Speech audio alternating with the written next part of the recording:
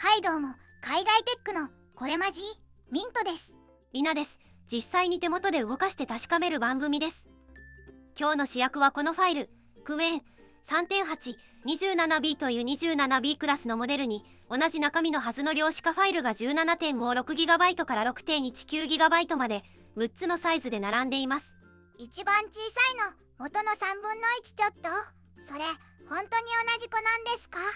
この番組で使うのはいつも4ビット量子化、品質と大きさのバランスがいい定番です。ただずっと気になっていたんですよね。もっと小さいサイズの実力って実際どれくらいなのか。確かに置き場所が半分で済むなら使ってみたいですもん。そこで今日は6サイズ全部ダウンロードして中身を読んで載せて測って日本語の実タスクまでやらせました。1000サイズ食べ比べですね。いただきます。食べる前にまず重さです。上から 17.56、13.15、9.83、7.27、6.73、6.19GB。緑の2段が今日の本命候補なんですね。はい、16GB や 12GB のグラフィックカードにそのまま乗る大きさです。ここが実用になるなら自宅のパソコンで使える人がぐっと増えるかもしれませんね。下の灰色の子たちも気になります。7GB 切ってますよ。小さい組も最後までちゃんと測ります。はしごを1段ずつ降りて性能の境目を見つけるのが今回の見どころです。まずダウンロードする前にファイルの中身を読みました。65個ある層それぞれに平均何ビット使っているかの棒グラフです。お、山脈みたいだ。層によって高さが違うんですね。これを6サイズ分順番に変形させます。94、93、92。全体が沈んでいきますね。でも右端の高い塔はずっと残ってる。では次 IQ に XXS です。塔が消えた。破線になっちゃった。消えたというよりこのサイズからは65個ある層の一番最後がファイルに入っていないんです。棒の高さも天井ごと下がります。途中まではそっと低くするだったのに、ここからは作り方が変わった感じがします。いい表現ですね。数字でもそう見えます。Q2 までは高いビットの島を残す配り方で IQ2 からは島ごと低くなる。残りの2段も見ておきましょう。 IQ1、M は島の跡地はそのまま、全体がさらに薄くなります。最後の IQ1、S はもうほとんどの層が2ビットの線より下だ。境目の前と後ろを上下に並べるとこうです。上が Q2、K、XL、下が IQ2、XXS。同じ物差しだと一目瞭然ですね。上は島が点々、下は一面真っ平ら。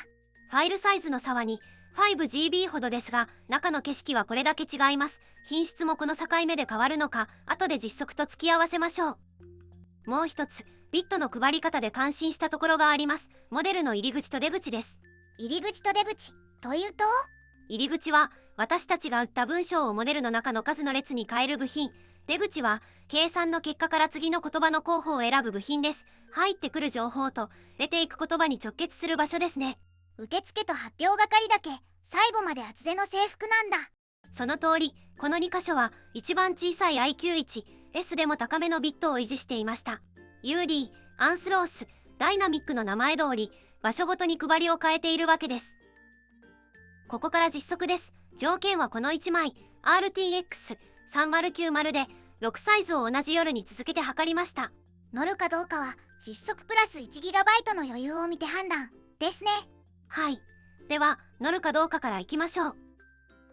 搭載の実測です。文脈8192トークンで 93、K、XL は 13.2GB、16GB のカードに余裕を持って収まります。Q2、K、XL は 10.2GB、12GB カードでもいけるんだ。しかも文脈を4096から16384トークンに伸ばしても、平 V キャッシュを量子化していれば増える分は 250MB ほど伸ばす余地まであります。乗るのは分かりました。じゃあ性能はどうなんですか？コード生成、ヒューマンエバル164問。生成したコードを実際に実行して採点します。上から 95.1、93.9、91.5%。Q2 で 91.5、9.83GB のファイルですよ。これ測った私も驚きました。問題を対にして数える検定でも Q2 までは94と差が出ないんです。差がはっきり出るのはその次 IQ に XXS で 79.3 に下がります。さっきの島が消えた場所だ。ファイルの中の段差と成績の段差が同じ場所で観測されました。一方で粘る種目もあります。道具の呼び出しと数学の文章題は IQ に XXS までほぼ差が出ません。コード生成には段差が出たのに、道具と数学はまだ平地なんだ。そうなんです。書式の決まった短い答えは小さくしても保ちやすく、先に変わったのは長いコードを最後まで書き切る種目でした。もう一つ物差しを足します。KL ダイバージェンスです。KL ダイバー、急に呪文が来ましたよ。大丈夫、中身はシンプルです。圧縮前と圧縮後のモデルに同じ文章を読ませて、次にどの言葉を選ぶかがどれだけずれたかを数字にします。0なら選び方が同じ、大きくなるほど別人の選び方に近づきます。モデルのらしさのずれを測る物差しなんだ。で、グラフは階段というより坂ですね。Q さんからも上がり始めてる。そうなんです。点が取れることと元のモデルらしく振る舞うことは別の物差しでした。ベンチの点が同じでも言葉選びは少しずつ変わっていきます。点は同じで言葉選びが変わる。それ、実物を見たくなります。そこで実タスクテストです。技術解説から400字の物語まで日本語の10題を6サイズ全部に同じ条件でやらせました。採点はどうやるんですか？見た目でこれ94っぽいってなりそう。だからラベルを伏せました。どのサイズの答えかわからないようにシャッフルしてから読んで後で開封です。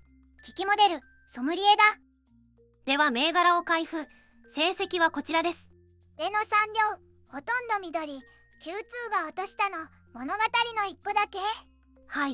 事務仕事、コード、道具の呼び出しは 9.83GB でも全部こなしました。で、そこから下は×が階段になってる。ここもさっきの境目と同じ場所から変わっています。壊れ方も面白かったので実際の出力を一つ HTTPS の解説で IQ1、M はこう書きました。HTTPS では手振りを行います。手振り？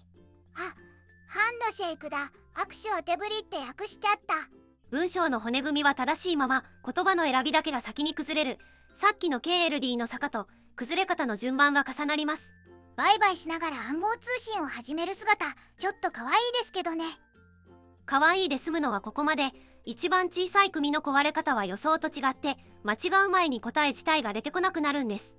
出てこないというと？